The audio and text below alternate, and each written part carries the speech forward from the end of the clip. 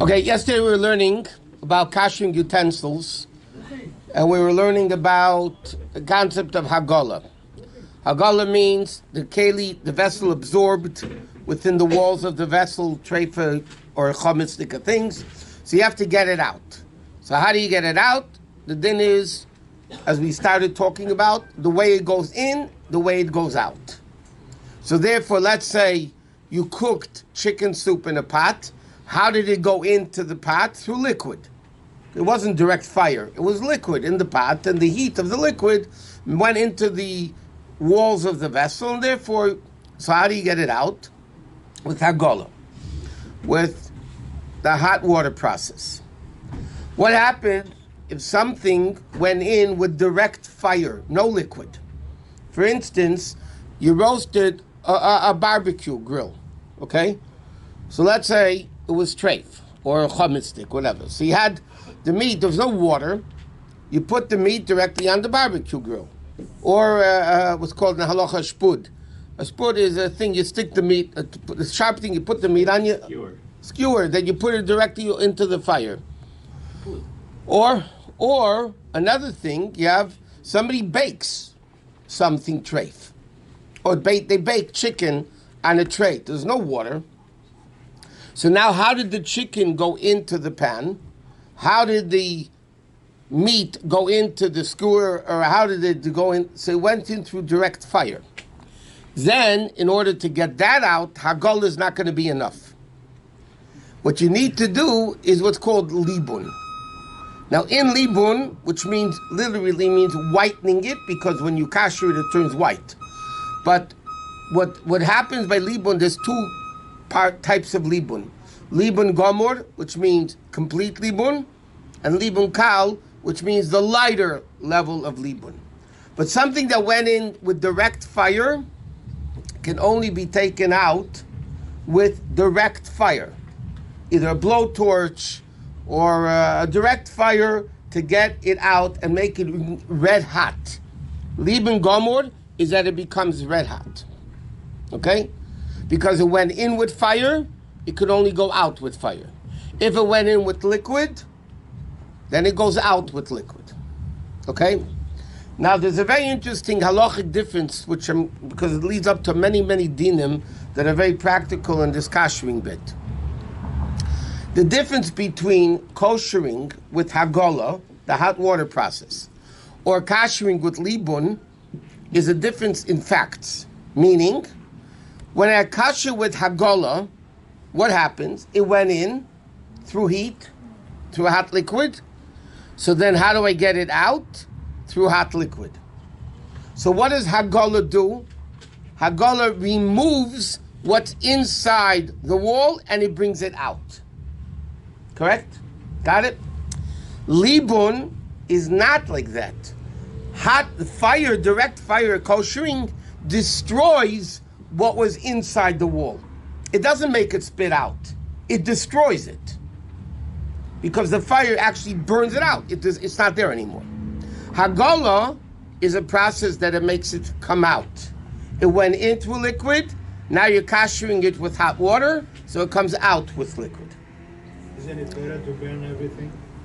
Yeah, but something you're going to leave gum, you're going to kill it. You can't do leave gum on aluminum. It's going to melt it. Okay, well, you'll hear it soon. We're just starting this. Remember, we just started yesterday. It takes time for all these dinim. Rabbi, the living gum is a food torch? Is that what it is? Or a self-cleaning oven that gets up to 900 degrees. There, by the way, when we get into the ovens, when we get to the practical dinim of Pesach with the ovens, there's a new self-cleaning oven that's called Aqualift. It's a new chemical. They have them in a lot of the new self-cleaning ovens. See, the old style, the normal self-cleaning ovens get up to 900 degrees. That's how it cleans it, right? That's why it's burning hot, the oven. Now they have a new process. It's called Aqualift, and there's one more name, a similar thing. It's the same concept. It doesn't get hot. It gets up to 250 degrees. But there's chemicals that cause it to get cleaned. The problem is that's not libun according to halacha, because it's only getting up to 250 degrees. When it gets up to 900 degrees, most opinions say that's libun gomor. That's mamish like red hot. But the new style self-cleaning ovens, you have to be careful when you buy a self-cleaning oven. If you really want to be able to kasher it, you have to make sure it's not the Aqualift one, it's the one that gets up to 900 degrees. But let me just say something like this. We learned that, okay, so the stuff goes in, okay, you cook milchiks or chametz in a pot, it goes in. Now you want to get it out, you do hagala, correct? So what does hagala do? It spits it out, yes? So now the question is, okay, but we learned heat makes it go out and heat makes it go back in. So when you kasher with hagala, so it goes out, what's stopping it from going back in?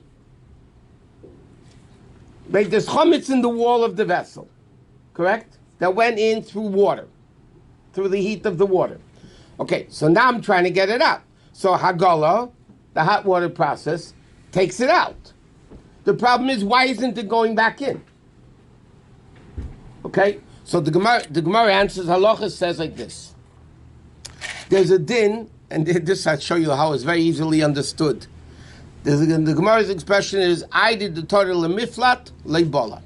Because it's busy spitting out, it can't absorb. You ever notice when you're talking you can't hear? Why when you talk, you're talking, nobody can talk to you because you're busy talking. You're busy spitting out, so nothing can go back in. So the Gemara says, because it's spitting it out, it's not going to go back in. But now the problem is, there's a problem. What happens after it finishes spitting it out? So it's not spitting out anymore. So why isn't it going in then? So the treif should be going back in again. So that's why the minig by Hagala, Shulchan Aruch says, what's the minig by Hagala? You don't kosher a utensil before 24 hours.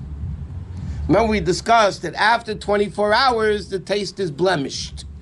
So it's not real chametz, it's not real treif, it's not really milchiks, it's a blemished taste.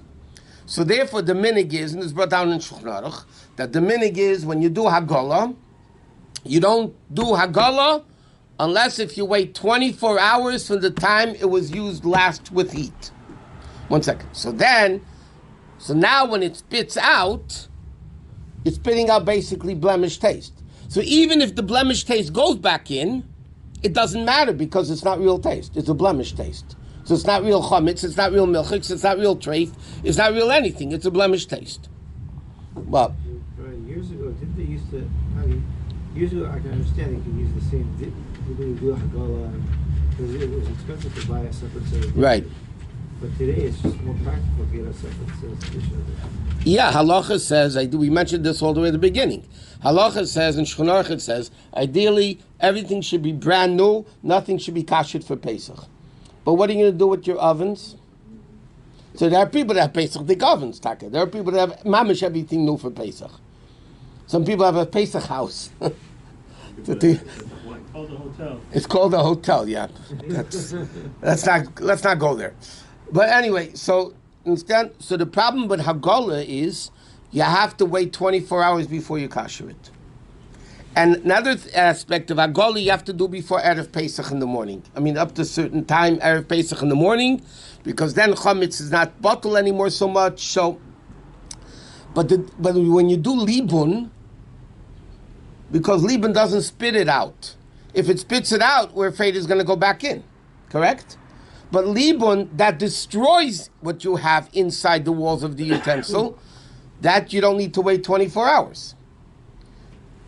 You had an oven. You just made milchiks or fleishiks or treif or chametz in it. And now I want to kasher it with self-cleaning, going with the premise that it's libun gomor. I don't need to wait 24 hours. Why? Because I'm not afraid it's going to go back in. It's going to destroy what's inside the wall. If I'm destroying what's inside the wall, I'm not afraid it's going to go back in, that I should have to wait 24 hours to make it blemished, and then I don't have a problem with it. Now, with libun kal that we'll get to, that's a machlekes in poskim if you have to wait 24 hours. And not according to the Alter Rebbe, you could do libun kal even within 24 hours. But we'll get to that when we talk about libun kal. So basically, we have hagala and we have libun. Okay? Now, what? By Hagolah, if you don't wait 24 hours, it's never both in the shishim in the water? So the shaila is, it's a bottle b'shishim. But the Yeved is brought down in halacha. If you can't wait 24 hours, you should kasher it twice. What? Twice. Because then what came out, then it's definitely bottle. What goes back in, but so then it's definitely bottle. But derech klal, the problem is, because halacha says, when it's absorbed within the wall of the utensil, yeah? So how much is in the wall? How much absorption is there? We don't know. So therefore halacha says, how do you have to count it? That the wall is considered chametz, treif, milchix, fleishix, whatever. You can't say, well, of the wall, of the keli, is maybe 10% absorption. We don't know how much it absorbed. So therefore, halacha says the whole wall of the vessel has to be considered treif or chametz or whatever, right? So you don't necessarily have shishim in the water connected the whole wall. You don't always have it. It's possible, depending on the thickness of the wall, how wide the pot is. I mean, there's a lot of practicalities involved to know if you have shishim or not. But the minig by Hagal, it says clearly in halacha, the minig is to wait 24 hours. If you're doing libun, how long should it be in the water? How long should it be in the water? Okay, so in halacha it says like this. How long should you leave it in the water? You don't want to leave it too long. Now the Rebbe says don't leave it too long because then it might go back in. So even though it's blemished, so we really don't care, but we want to minimize as much as possible. So in Shulchan Aruch it says that when you kasher it, let's say I'm putting this into a pan of boiling hot water. We didn't even discuss yet how to do it, but everybody knows how to go, okay? Huh? In a pot that's bigger than this, and I put it in. How long should I leave it in the water for? It says the amount that you can estimate that everything spit out. So contemporary poskim right there, probably 10, 15 seconds. 10, 15 seconds, you hope everything comes out, and then, because it's still spitting out, it's not going to go back in. But again, even if you leave it longer, the way we do Haggalah, that you wait 24 hours, it really doesn't matter even if you leave it longer, because l'poil, it doesn't go back in. Cold water. Huh? Cold water. No, then there's a minig Yisrael Teirehi, which the minig is, after you do Haggalah, we didn't even discuss how to do Haggalah yet, we're going to get there. After you do Haggalah, the minig is to wash it off in cold water. Why is that? Why? Because if it's cold, it's not going to go back in. No, but it's So now the Rebbe writes that even though you don't have to, but the Rebbe uses the expression "Mikol Makom minig Yisrael Teirehi," minig Yisrael is to do it, and therefore it's done. Okay.